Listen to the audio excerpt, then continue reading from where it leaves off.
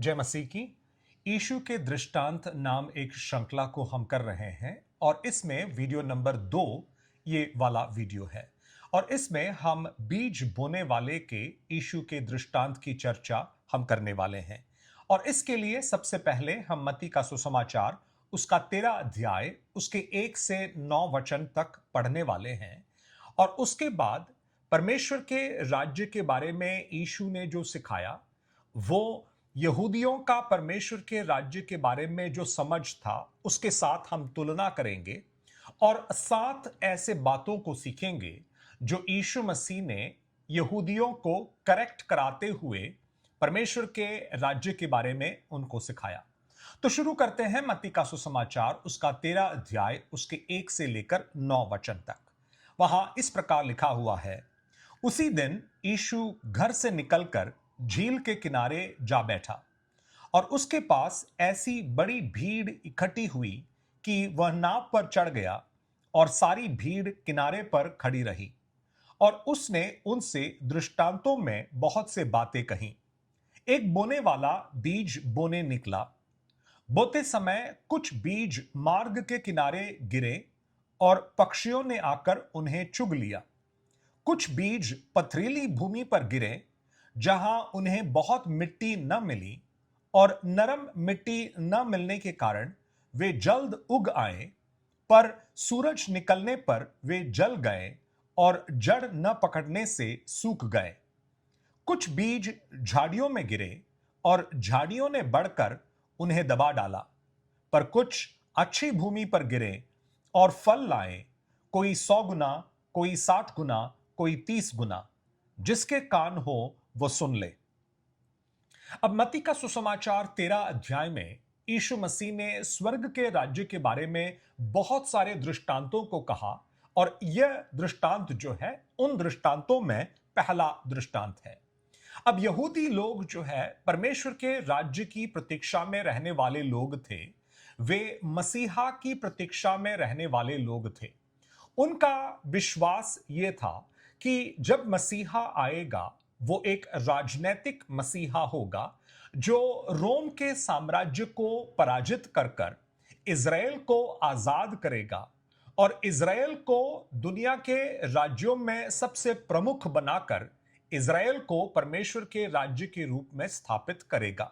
इस प्रकार के सोच और इस प्रकार के प्रतीक्षा जो है इज़राइलियों का मसीहा के संबंध में और परमेश्वर के राज्य के संबंध में था। दानियल नबी का पुस्तक उसके 2 अध्याय में राजा नेबुकदनेस्सर ने एक सपना देखा था जिसमें उन्होंने एक मूर्ति को देखा जिसका सिर जो है सोने का बना हुआ था, जिसका छाती और हाथ जो है वो चांदी का बना हुआ था, जिसका कमर का भाग जो है पीतल का, जिसके पैर जो है वो लोहे का और बिल्कुल नीचे लोहा और मिट्टी के मिश्रण का वो एक मूर्ति था। और इस मूर्ति के ऊपर एक ऐसा चट्टान आकर टकराता है जो किसी इंसान के हाथों से कटा हुआ नहीं था। वो चट्टान इस पूरे मूर्ति को चूर चूर कर देता है और वो चट्टान बड़ा होकर एक बहुत बड़ा पहाड़ बनकर पूरे भूमि को घेर लेता है। इस प्रकार का सपना जो है राजा नेबुकदनेस्सर ने देखा था। दानियल नबी ने इस सपने के व्याख्या में इस प्रकार कहा कि राजा आपका साम्राज्य जो है वो सोने का सिर है। आपके साम्राज्य के बाद एक दूसरा साम्राज्य होगा जो चांदी का होगा। वे पारसी राज्य के बारे में साम्राज्य के बारे में बोल रहे थे। उसके बाद एक साम्राज्य होगा जो पीतल का होगा। वे यूनानी साम्राज्य के बारे में बोल रहे थे। इस प्रकार रोमी साम्राज्य के बारे में भी दानियल ने भविष्यवाणी की। और उसके बाद वहां पर उस अध्याय में हम देखते हैं कि एक चट्टान आता है और इस पूरे राज्यों को चूर चूर कर देता है, उसको धूल बना देता है, हवा में उड़ा देता है और एक बड़े राज्य के रूप में यह चट्टान जो है रूप लेता है। तो इस प्रकार के वचनों के आधार पर इजरायली लोग जो है विश्वास कर रहे थे कि एक राजनैतिक मसीहा आएगा और इजराइल में परमेश्वर के राज्य को स्थापित करेगा और इज़राइल को अन्य सारे राज्यों के ऊपर परमेश्वर रखेगा।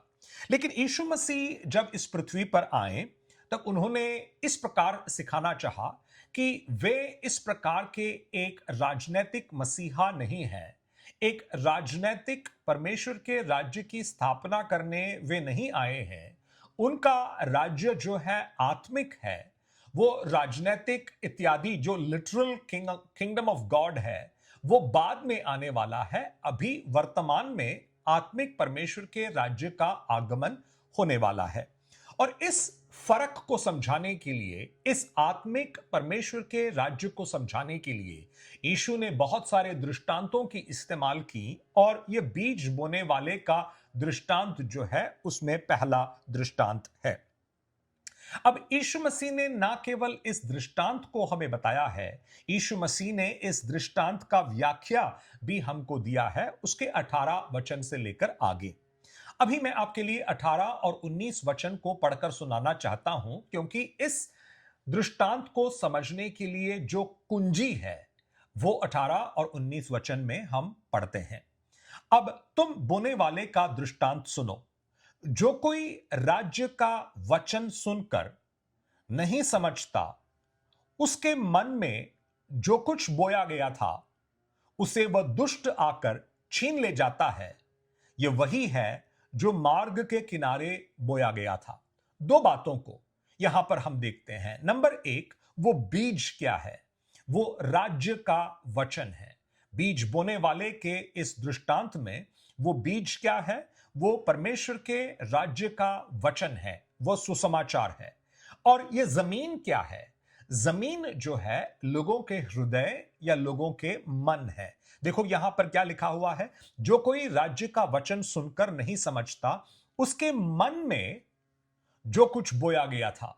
तो बीज कहां पर बोया गया है? लोगों के मनों में बोया गया है, लोगों के हृदयों में बोया गया है। ये दो बातें समझना जरूरी है। नंबर एक, बीज यानी परमेश्वर के राज्य का वचन या फिर सुसमाचार। नंबर दो, ये कहां पर बोया गया है? मनुष्यों के हृदयों के अंदर, मनुष्यों के मनों के अंदर बोया गया है। तो उन 7 बातों की चर्चा करते हैं जो यीशु मसीह यहूदियों को सिखाकर उन्हें करेक्ट कराना चाहता था। नंबर एक, परमेश्वर का राज्य जो है सबों के लिए दिया गया है, ना केवल यहूदियों के लिए। यह बीज जो है बड़े उदारता के साथ हर जगह जो है बोया गया है। बहुत कम मात्रा में यह बीज नहीं बोया गया है, बड़े उदारता के साथ जो है यह बीज बोया गया है। सभी लोगों के लिए परमेश्वर का राज्य उपलब्ध है। नंबर एक। नंबर दो, यह कहां पर बोया गया है? लोगों के हृदयों में और मनों में बोया गया है। नंबर तीन, हर व्यक्ति परमेश्वर के राज्य के प्रति अपना प्रत्युत्तर जो है स्वयं बनाता है। हर व्यक्ति डिसाइड करता है, निर्णय लेता है कि परमेश्वर के राज्य में मुझे प्रवेश करना है या परमेश्वर के राज्य से मुझे दूर रहना है। हर व्यक्ति इस बात को अपने लिए डिसाइड करता है। नंबर चार, हर व्यक्ति का निर्णय जो है उसके हृदय के स्थिति पर आधारित है। हर व्यक्ति अपने हृदय के स्थिति के आधार पर परमेश्वर के वचन के वो बीज जब बोया जाता है, उस बीज के प्रति, उस वचन के प्रति अपने प्रत्युत्तर को देता है। अब यहां पर रुककर उस 4 तरह के जमीनों को या 4 तरह के हृदयों की चर्चा करना हमारे लिए जरूरी है। नंबर एक, कुछ लोगों के हृदय जो है वो इस प्रकार है। वो बीज जो है रास्ते के किनारे पर बोया गया, यानी कुछ लोगों का हृदय जो है रास्ते के समान है। वो पथरीला बन चुका है, वो कठोर बन चुका है। रास्तों पर हमेशा लोग चलते जाते हैं और मिट्टी सारा जो है वो कड़क हो जाता है, और उस पर अगर कोई बीज बोता भी है तो वो उग नहीं सकता है। कुछ लोगों के हृदय जो है इस प्रकार है। चौथे वचन में जब यीशु मसीह ने इस दृष्टांत को कहा, यीशु मसीह ने कहा कि जो बीज जो है इस प्रकार के रास्ते के किनारे पर जा पड़ता है, उसको पक्षी आकर उठाकर लेकर जाता है। लेकिन 19वें वचन में जब यीशु मसीह इस दृष्टांत की व्याख्या को दे रहे हैं, वे हमें बताते हैं कि यह पक्षी वास्तव में कौन है। देखो 19वां वचन, जो कोई राज्य का वचन सुनकर नहीं समझता, उसके मन में जो कुछ बोया गया था उसे वह दुष्ट आकर छीन ले जाता है। दुष्ट आता है यानी शैतान आता है, दुष्ट आत्माएं आती हैं और उन बीजों को उनके हृदयों से लेकर जाता है।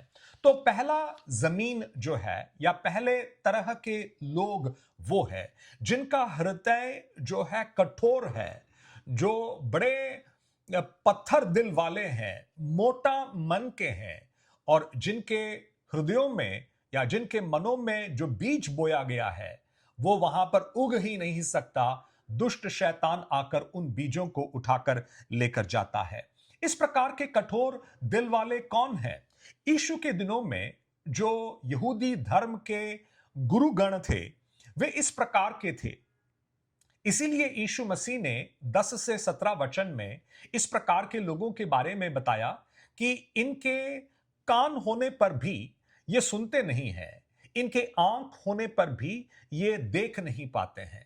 यानी जिनका हृदय कठोर हो चुका है, जिनका मन मोटा हो चुका है, वे आत्मिक अंधापन और आत्मिक बहरापन से वे पीड़ित है। और इसीलिए यीशु मसीह बार बार कहते हैं कि जिसके कान हैं वो सुन ले, क्योंकि कान तो सबके होते हैं और इन कानों से सब सुनते भी हैं, लेकिन जिसका हृदय कठोर है, जिसका मन मोटा है, उसके आत्मिक सुनने की क्षमता जो है वो शून्य के बराबर है। वो बिल्कुल बहरा हो चुका है और वो इन बातों को देख नहीं सकता है। और इन बातों की चर्चा जो है हमने इस श्रृंखला के पहले वीडियो में किया था। अगर आप इस विषय का चर्चा विस्तार में चाहेंगे तो वहां पर जाकर आप सुन सकते हैं।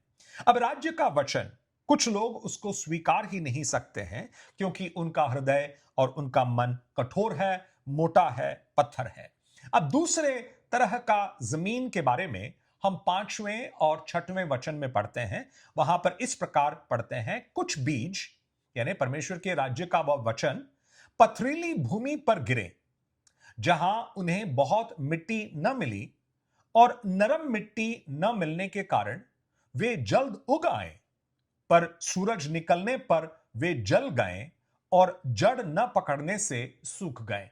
अब कुछ लोगों का हृदय जो है वो बिल्कुल रास्ते के बराबर नहीं है, वो रास्ते से थोड़ा बेहतर है, उनके अंदर भी कठोरपन है, वो पत्थर दिल है, लेकिन उसके ऊपर थोड़ा सा मिट्टी भी है, थोड़ा सा नरम मिट्टी भी है।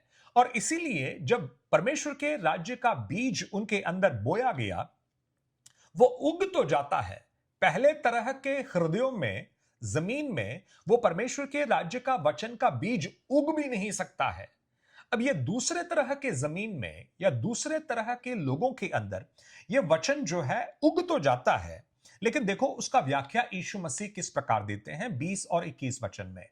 और जो पथरीली भूमि पर बोया गया, यह वह है जो वचन सुनकर तुरंत आनंद के साथ मान लेता है। यह व्यक्ति वचन को सुनता है तो उसको लगता है कि बहुत अच्छा है, आनंद के साथ उसको मान लेता है, पर अपने में जड़ न रखने के कारण वह थोड़े ही दिन रह पाता है और जब वचन के कारण क्लेश या उत्पीड़न होता है तो तुरंत ठोकर खाता है। तो ये किस प्रकार के लोग हैं? ये वो लोग हैं जो वचन को खुशी खुशी स्वीकार तो लेते हैं, लेकिन उनका मन कठोर है, थोड़ा सा नरम भी है, इसीलिए वो उग आया। लेकिन जब जीवन के कठिन परेशानियां आती हैं और वचन के कारण, सुसमाचार के कारण, परमेश्वर के राज्य के कारण जब क्लेश या उत्पीड़न आता है तो तुरंत वो ठोकर खाकर गिर जाते हैं या फिर ये बीज जो है उगकर फल नहीं ला पाता है। तो इस प्रकार का दूसरे तरह के लोगों के बारे में भी यहां पर चर्चा किया गया है। अब तीसरा जमीन कौन सा है? 7वें वचन में हमने इस प्रकार पढ़ा, वहां यह लिखा है, कुछ बीज झाड़ियों में गिरे और झाड़ियों ने बढ़कर उन्हें दबा डाला। यानी कुछ बीज जो है झाड़ियों के बीच में गिर गया। याद रखना कि हर बार जब यीशु मसीह जमीन के बारे में बोल रहे हैं, वे मनुष्यों के हृदय या मनुष्यों के मनों के बारे में बोल रहे हैं। अब इसकी व्याख्या जो है हम कहां पर पा सकते हैं? उसको हम 22वें वचन में पढ़ते हैं, जो झाड़ियों में बोया गया यह वह है जो वचन को सुनता है पर इस संसार की चिंता और धन का धोखा वचन को दबाता है और वो फल नहीं लाता। यानी ये इस प्रकार का जमीन है जिसमें बहुत सारे झाड़ियां हैं, बहुत सारे अन्य पेड़ पौधे हैं, जिसके कारण ये परमेश्वर के राज्य का बीज जब उसके बीच में गिरता है तब वो दबोया जाता है, वह कुचला जाता है। और वो क्या है जो उसको दबोता है, उसको कुचला देता है? 22वां वचन में यीशु ने कहा कि संसार की चिंता है और धन का धोखा है जो उसको कुचला देता है। यानी वो वास्तव में बढ़ नहीं पाता, क्योंकि बहुत सारे झाड़ियों के बीच में वो पौधा जो है उग कर निकल कर आने की कोशिश कर रहा है। तो कुछ लोगों का हृदय जो है इस प्रकार के हैं। और 8वां वचन में हमने इस प्रकार पढ़ा कि कुछ बीज ऐसे हैं जो अच्छी भूमि पर गिरे और फल लाएं, कोई 100 गुना, कोई 60 गुना, कोई 30 गुना। अब ये किस प्रकार के लोग हैं? इनके बारे में 23वां वचन में हम इस प्रकार पढ़ते हैं, जो अच्छी भूमि में बोया गया, ये वह है जो वचन को सुनकर समझता है और फल लाता है, कोई 100 गुना, कोई 60 गुना, कोई 30 गुना।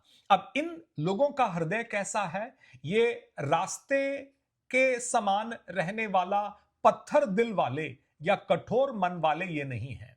ये थोड़ा सा नरम मिट्टी रखने वाले लोग भी नहीं है। इनका हृदय जो है उस जमीन के बराबर भी नहीं है जो झाड़ियों और कांटों से भरा हुआ हो। इनका हृदय जो है उस पर हल चलाया गया है, उस पर काम किया गया है, और वो अच्छा जमीन है। और जिसके कारण जब वहां पर बीज बोया जाता है तो वो बीज जो है उगता है और वो फल भी लेकर आता है, 100 गुना, 60 गुना, 30 गुना फल लेकर आता है। यानी इस प्रकार के हृदय के अंदर परमेश्वर के राज्य का बीज जब बोया जाता है तब वहां पर फल आता है। 3 तरह के जमीन है, अर्थात 3 तरह के हृदय हैं जिसमें बीज बोया जाने पर वहां पर फल नहीं निकलता, लेकिन एक ही तरह का जमीन है, एक ही तरह का हृदय है जिसमें जब बीज बोया जाता है, जो बड़े नम्रता के साथ, जो बड़े कोमलता के साथ उसका हृदय तैयार है परमेश्वर के वचन के सच्चाइयों को ग्रहण करने के लिए, और वो सुनकर उसको आगे बढ़ता है। तो यीशु मसीह का सबसे बड़ा सीख इस दृष्टांत से यह है कि जब एक व्यक्ति सुसमाचार को सुनता है या राज्य के वचन को सुनता है, उसका प्रत्युत्तर या उसका प्रतिक्रिया जो है उसके हृदय के स्थिति पर आधारित है।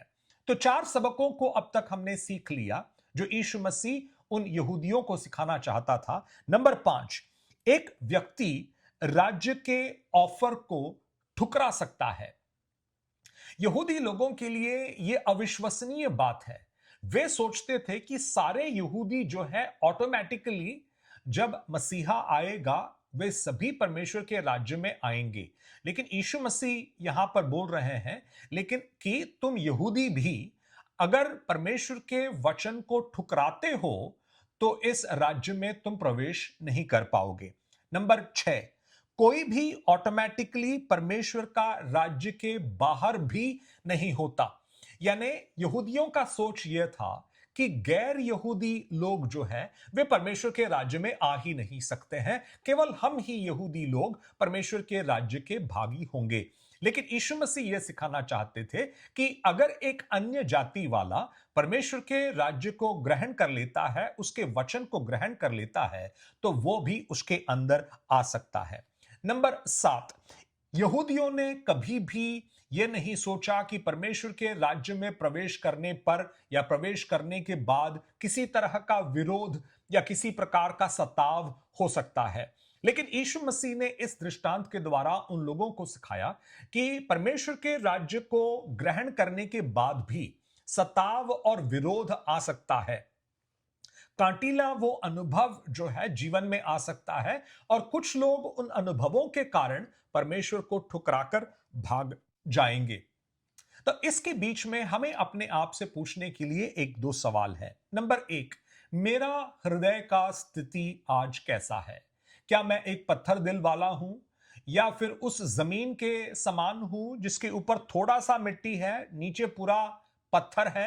या फिर मेरा हृदय जो है वो कांटों वाला, झाड़ियों वाला जमीन के बराबर है, या फिर मेरा हृदय जो है एक अच्छा जमीन है जहां पर परमेश्वर के राज्य का वचन जब बोया जाता है वहां पर 100 गुना, 60 गुना और 30 गुना फल ले आता है। हमें अपने आप से पूछने की जरूरत है कि क्या मेरा हृदय जो है मुझे आत्मिक अंधापन और आत्मिक बहरापन की तरफ लेकर जाता है, या फिर मेरा हृदय परमेश्वर के राज्य के वचनों को स्वीकारने के लिए तैयार है और मेरे आत्मिक आंखें खुले हैं और मेरे आत्मिक कान खुले हैं, ताकि जो यीशु ने कहा जिसके कान हैं वो सुन ले, वो मेरे लिए सच है और परमेश्वर के वचनों को मैं ग्रहण कर सकता हूं।